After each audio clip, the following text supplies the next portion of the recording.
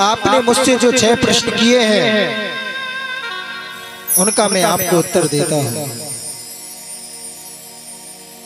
आपने पहला प्रश्न मुझसे किया कि मानव के लिए परम धर्म क्या है।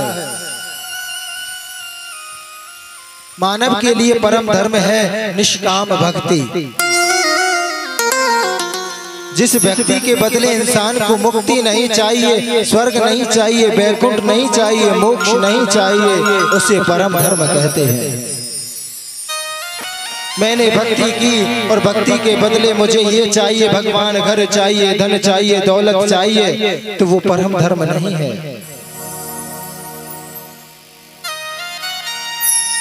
भक्ति के बदले कुछ मांगना भी पाप है, क्योंकि भगवान को पता है आपको क्या चाहिए। अरे मांगा उससे जाता है जिसको पता ना हो, जिससे पता ना हो। क्या भगवान को नहीं पता कि इंसान को क्या चाहिए जीव को?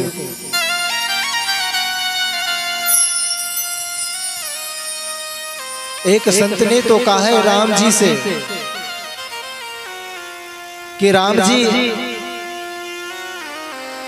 मैंने अपने जीवन में भक्ति की है, आपकी भजन किया है, और अगर उस भजन के बदले कभी मैं मांगने भी लग जाऊं तो आप देने की चेष्टा मत करना।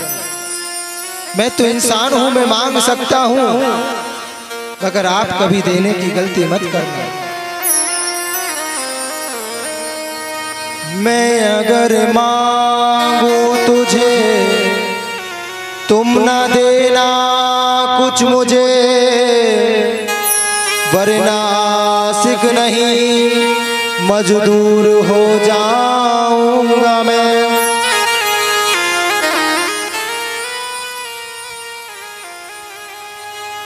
कि राम जी, मैं अगर तुमसे मांगू तो आप कभी देने की गलती मत करना। आप किसी दुकान पर जाएं पैसे लेकर और उस दुकानदार से कुछ वस्तु खरीदें, तो आपका और दुकानदार का संबंध क्या रहा? एक ग्राहक का आपने पैसे दिए, उसने वस्तु दी। भगवान से मांगकर आप भी यही संबंध बनाते हैं। भगवान के भक्त कभी भी भगवान से नहीं मांगते, भगवान को ही मांगते हैं। मांगना है तो भगवान को मांगो, भगवान से नहीं।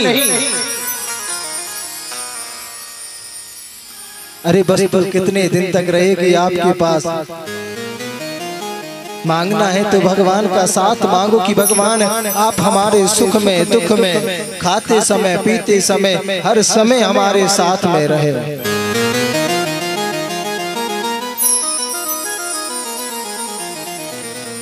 निष्काम भक्ति को ही परम धर्म कहते हैं।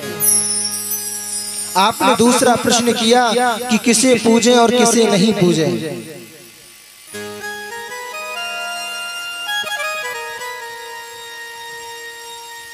श्री सूत जी कहते हैं, मानो सभी को,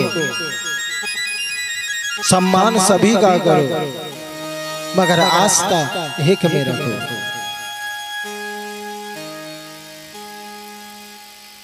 सबका सम्मान करो, मगर आस्था सिर्फ एक में रखो। आपने तीसरा प्रश्न किया कि भगवान का नाम जब अजन्मा है तो जन्म क्यों होता है। श्री सूत जी कहते हैं कि भगवान का तो जन्म होता ही नहीं है, उनका तो अवतार होता है। और भगवान आपसे पूछकर थोड़े आपका नाम रखेंगे कि मैं ये नाम रखने वाला हूं। अरे भगवान है, कुछ भी नाम रख लेते हैं।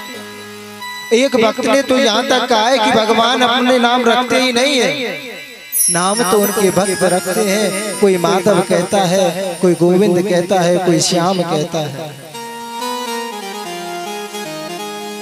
आपने चौथा प्रश्न किया कि भगवान के अवतार कितने हैं, तो भगवान के अवतार तो 24 हैं।